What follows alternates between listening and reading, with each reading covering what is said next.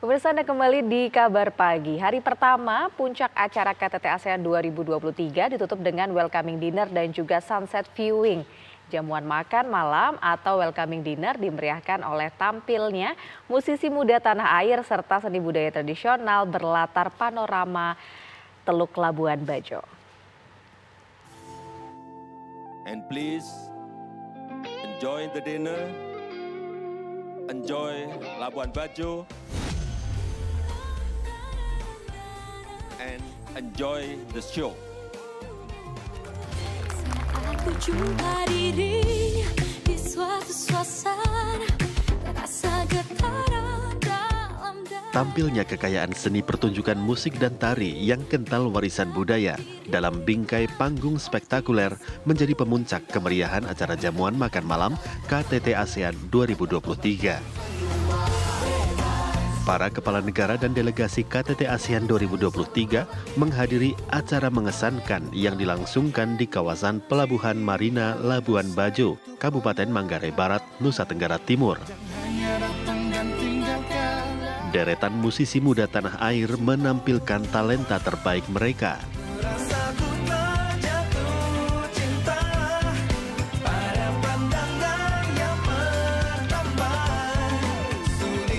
Tidak hanya itu, yang juga memukau adalah pertunjukan tari tradisional dari seniman-seniman Nusa Tenggara Timur. Semua pertunjukan hiburan tersebut menjadi lebih berkesan ketika dipanggungkan di depan latar panorama menakjubkan Teluk Labuan Bajo. Kegiatan malam ini menjadi acara penutup pada hari pertama KTT ASEAN 2023. Sebelum menghadiri jamuan makan malam, para kepala negara dan delegasi KTT ASEAN 2023 bersama-sama menikmati indahnya pemandangan matahari terbenam. Dari Manggarai Barat, Nusa Tenggara Timur, Adia Anwari, Budi Utomo, TV One mengabarkan.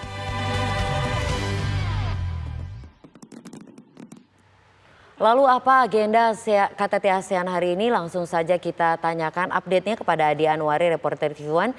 Isu apa yang mengerucut dari pertemuan-pertemuan pimpinan negara Asia kemarin dan agenda hari ini seperti apa? Ya baik, selamat pagi Sinta, Fahada dan juga pemirsa TV One. Hari ini merupakan hari kedua di mana merupakan acara puncak dari KTT ASEAN 2023 di Labuan Bajo, NTT. Dan hari ini rencananya akan ada 3 agenda yang dimana 2 diantaranya ini akan dipimpin langsung oleh Presiden Republik Indonesia Joko Widodo. Dan ada pun sesi yang nanti akan dipimpin oleh Jokowi adalah salah satunya ada sesi retreat dan juga KTT Indonesia Malaysia Thailand Growth Triangle. Dan nanti salah satu dari sesi yang bukan dipimpin oleh Joko Widodo ini akan dipimpin oleh Perdana Menteri Malaysia yakni Anwar Ibrahim, yaitu pertemuan Brunei, Indonesia, Malaysia, Filipina, East ASEAN Growth Area. Karena memang kepemimpinan dari GIMP EAGA ini saat ini dipegang oleh negara Malaysia itu sendiri. Dan nanti rencananya kurang lebih pada pukul 1.15 siang waktu Indonesia Timur, Presiden Republik Indonesia Joko Widodo akan datang ke tempat saya berada di mana ini di Media Center, dan beliau akan mengungkapkan atau akan mengumumkan hasil dari pertemuan-pertemuan yang kemarin telah dilaksanakan bersama dengan negara-negara ASEAN lainnya dalam konferensi pers secara terbuka. Dan kurang lebih nanti konferensi pers ini akan berlangsung kurang lebih 1 jam lamanya. Karena memang sejak kemarin seluruh pertemuan yang diselenggarakan ini bentuknya tertutup atau diselenggarakan secara closed session, dan hingga saat ini memang belum ada pengumuman soal hasil dari bagaimana kesepakatan yang telah dilaksanakan oleh para pemimpin ASEAN tersebut. Dan kemarin ini memang ada 5 agenda besar. 1 diantaranya merupakan agenda atau rapat pleno atau KTT ASEAN itu sendiri, dan 4 di antaranya adalah rapat interface atau tatap muka bersama dengan pihak-pihak lainnya yang diikuti juga oleh Presiden Republik Indonesia dengan pihak-pihak seperti Parlemen, Youth Representative, lalu juga ada Asian Business Advisory Council dan juga High Level Task Force. Dan memang hingga saat ini belum ada hasil resmi, dan kemarin juga sempat dibahas bahwa ada welcoming dinner di sekitar area Ayana Resort Beach. Dan hingga saat ini memang belum dimulainya ada agenda apapun karena biasanya ini dimulai kurang lebih pada pukul 8 pagi waktu Indonesia Timur. Sementara begitu dari Labuan Bajo kembali ke Anda di studio.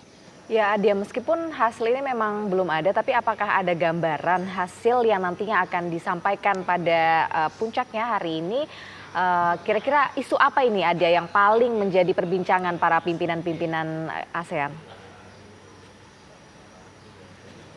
Ya, memang dalam masa keketuaan Indonesia di ASEAN ini dia menganut 3 pilar utama.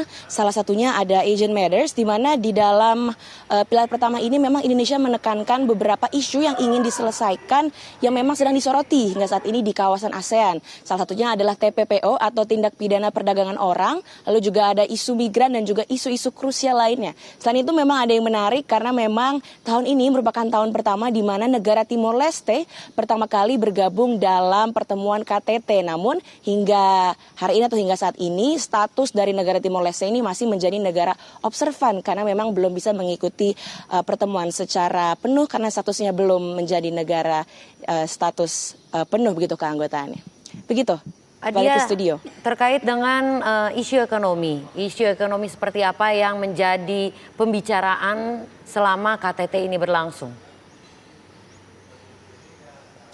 Isu ekonomi yang memang dibicarakan adalah bagaimana Indonesia dan negara-negara ASEAN lainnya meningkatkan kerjasamanya di bidang ekonomi, dan ini memang ada di pilar ketiga, di mana dalam masa keketuaannya memang ada 3 pilar, dan pilar ketiga ini merupakan Asian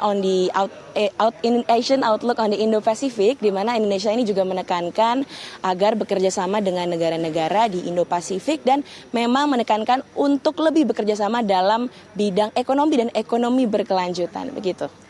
Baik, Adia Anwari melaporkan langsung untuk KTT ke-42 ASEAN dari Labuan Bajo.